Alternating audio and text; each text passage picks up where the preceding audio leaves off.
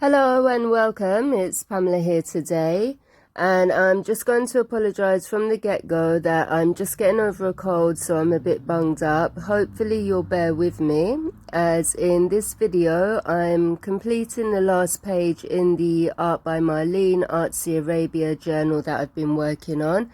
As you can see, I just got the die cuts out and was showing you the collection.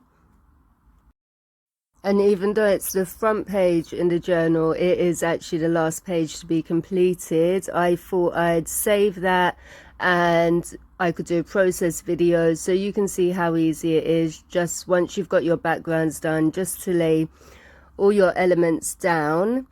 I will have a full flick through even of the journal up on my YouTube channel in the next day or two. So if you want to see that, hopefully you'll subscribe and turn on notifications so you know when it's up. The pages that I've done are really quite, yeah, I really like them anyway. I love the way it turns out. I've got a theme going on with this journal, as it's all the Artsy Arabia, and my kind of story that I've got going on in my head is that there's a girl going on holiday to Arabia and the kind of sights that she sees. This first page that I'm doing is about her wanting to set off on her journey. As you can see, all the backgrounds have already been done. I've done all of the backgrounds for the journal in one sitting, and I have a video up if you'd like to see that. And I also have another video where I went and done all of the borders in one sitting. That just made it so easy to, well, so much fun as well, just to sit down then and just keep going through the die cut element blocks to just really play around with your journal pages. Then you don't have to worry about the backgrounds. It's really quick and easy to get it all done, and just pick out the elements that you'd like to use and start gluing them straight down. The one thing that I did add to the background, as you would have just seen, is a small part of stamping. I used one of Art by Marlene's stamps from, I think it was the Signature collection, and they are mandalas, I suppose, but I thought it went really nice with the Artsy Arabia collection, so I've just added a few imprints of the stamps in a couple of places on the page just to give a bit more added interest. And I was using my black archival ink so that any glue or anything that gets laid down on top won't disturb it. Now, as you can see, I've got my die cuts out. I've already popped quite a few out. I had a kind of idea when I saw the images of the page I wanted to create. So I've popped a few of the die cuts out, and now I'm just playing around with how I actually want my composition on the page to look. Oh, one thing that I wanted to mention a moment ago and just realized that I completely forgot regarding the backgrounds are that I use the Dilutions paints and well, Diane Reevely's stencils that go along with her dialogue collection, or yeah, it is the dialogue collection stencils that I use, and the technique that I used was totally inspired by Diane Reevely herself, using the wet wipes. So I just wanted to make note of that, and it just goes to show that if you want to do your page, like, you can mix and match. So the techniques there from Diane Reevely, all the die cuts are Art by Marlene. It just goes to show that, yeah, you can mix and match what works for you. The backgrounds are really fun and easy to create, so I don't think Diane would mind me using them in an Art by Marlene journal. So there you go, I've mentioned that. And I'm, as you can see here, just quickly going through the die cut books again, just looking for any other elements. And I picked that bird out that I'll sit up on top of the world. I was really looking for a heart as well that I was going to add on top of the birds, but when I popped one out I decided I didn't like it. I am just also playing around with the blocks underneath. I was doing like two side by side, but I decided they looked a bit blocky. I know I want a sentiment to go along in the bottom right hand corner, so I'm trying to leave some space there. But I'm just looking for some extra elements that I might decide to add to the page. I'm still flicking through looking for the heart,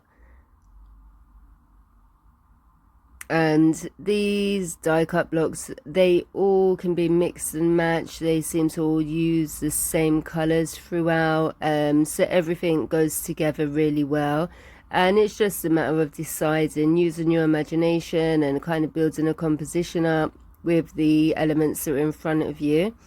But as I said, it's so much fun. In the end, I picked out one of the hearts, which is a kind of elongated one, and I've placed it on top of the bird up there. But I decided I'm not really too keen on the way that one looks, and I know in these blocks somewhere there's a rounder heart. I do like the way it looks on top of the globe though, so I do decide to stick that there in the end.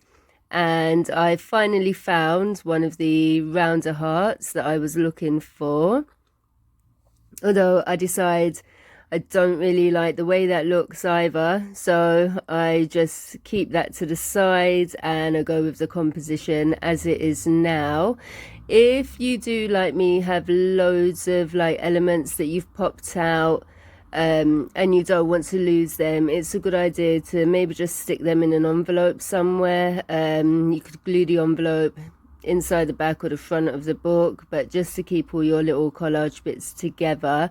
Some of them are really tiny, so they could get easily lost, but if you don't use them now, so many of them could be used in different projects. I've still got loads left. I think there's a couple of hundred. It does say on the front of the block, but I don't have it to hand right now.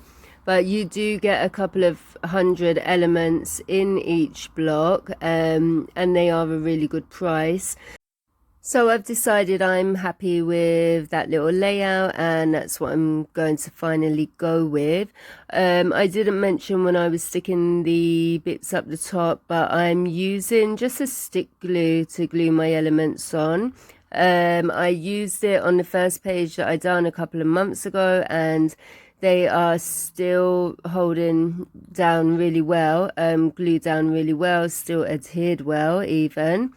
So yeah, a glue stick's really cheap and practical. They kind of have a few seconds of maneuverability, so you can like adjust them into place. So yeah, that's why I like a glue stick. It kind of does dry straight away, so you can add other bits around it. If you don't have a glue stick, you could always use a wet glue. Just bear in mind that it might take a bit more drying time. I'll pop on a bit of music now while I finish adhering those elements to the page, and I'll be back in the next step.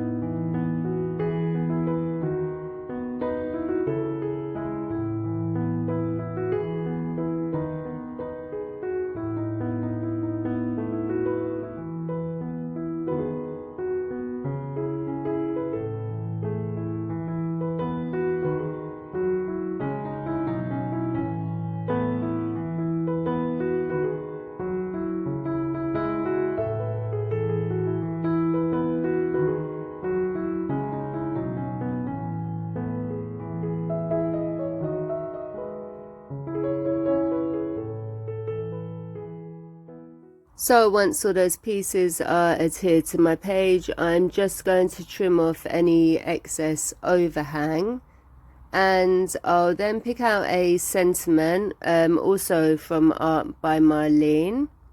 And this reads, I don't have it to hand now, but it's why reach for the sky when there's a whole universe out there, or something along those lines.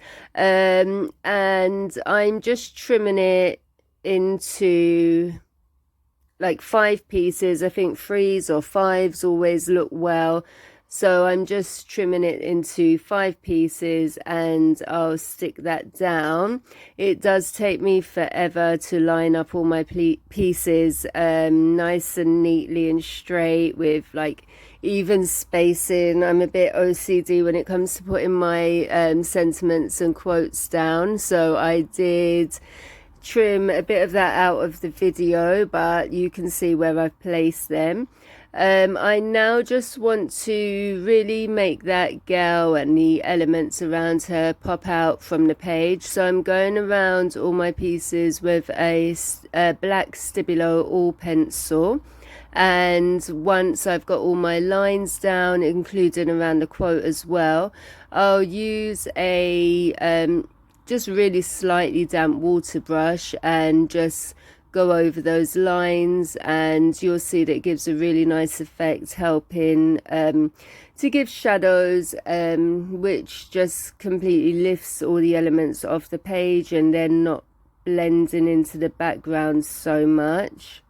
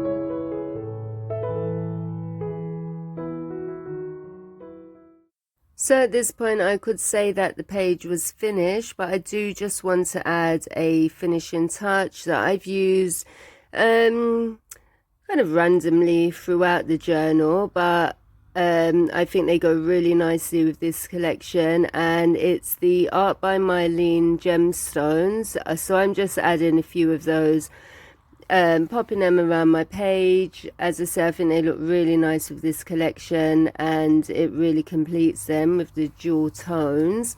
One thing, I think this head cord's really getting to me. I've just realised that I completely forgot to mention earlier, after I'd done the stamping, but before I put the elements down, I did add some gold splatters onto the background too.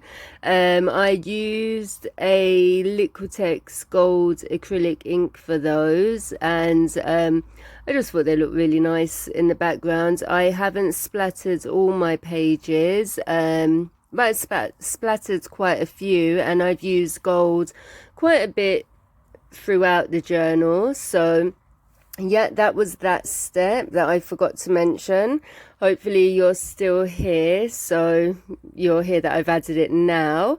Anyway, I am just using a clear glue to adhere these, and the tools that I'm using, because the gems are so small, are actually tools that I used to use in my nail tech career. That white pencil, you can find them everywhere. It's not really a pencil, it is just a kind of tool that is used to pick up gemstones.